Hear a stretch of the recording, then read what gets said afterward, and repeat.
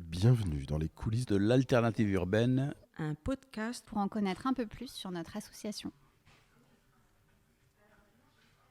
Au départ, je suis une personne qui manque énormément de confiance en moi, qui suis émotive, je suis une éponge. Bon, bref, je me décris pas comme quelqu'un de super positif, quoi. Et franchement, on a senti que j'étais valable, et ça fait beaucoup de bien au moral et à soi-même, quoi.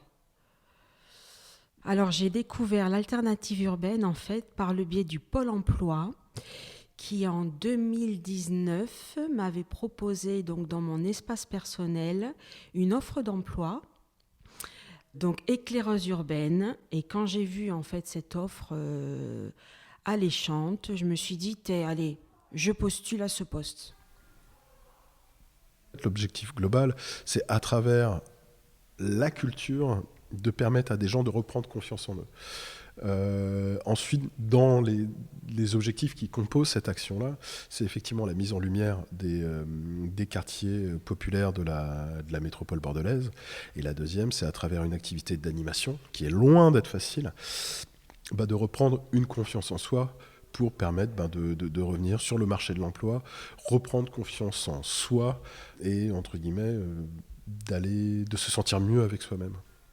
Alors moi, j'ai animé une balade essentiellement à Senon, qui est mon lieu de vie, parce que ils pensaient déjà que je connaissais bien le quartier, alors qu'en fait, ça faisait 10 ans que j'y vivais à ce moment-là.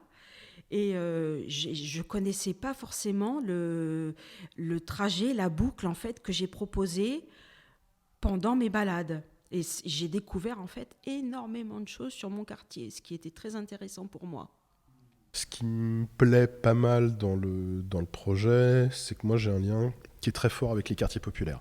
J'y ai grandi, j'y ai longtemps vécu, j'ai une attache particulière avec ces territoires-là, et notamment en tant qu'urbaniste d'autant plus. Donc d'un projet qui mette justement en valeur finalement la richesse de ces quartiers-là, ça m'a beaucoup plu. Et ensuite effectivement tout le projet inclusif d'activités un peu tremplin pour les éclaireurs, c'est aussi justement, et de lier ces deux choses-là, c'est quelque chose qui m'a extrêmement plu. Alors je garde vraiment un super souvenir de quand je suis arrivée à l'alternative urbaine pour la formation, où vraiment j'ai senti qu'il y avait des personnes qui étaient vraiment bienveillantes, qui voulaient qu'on s'en sorte, façon de dire, pour les personnes qui étaient un peu éloignées de l'emploi ou qui n'étaient pas très bien dans leur tête, ce qui était mon cas. Moi, j'étais un peu en recherche de beaucoup de choses.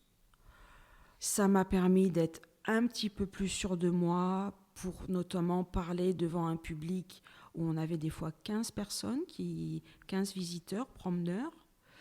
Et là, maintenant, je suis bénévole, c'est-à-dire qu'on m'a proposé d'être bénévole. Alors, je le suis de temps en temps, mais dès que je peux, par exemple, participer à un apéro, ce genre de choses, je trouve que c'est super sympa d'ailleurs, je n'hésite pas à y aller pour voir les personnes que j'apprécie.